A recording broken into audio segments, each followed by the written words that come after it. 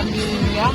Nah, beliau ini single parent, beliau ini membesarkan anak-anak berjuang sendiri.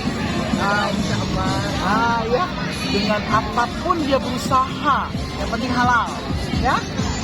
Semangat.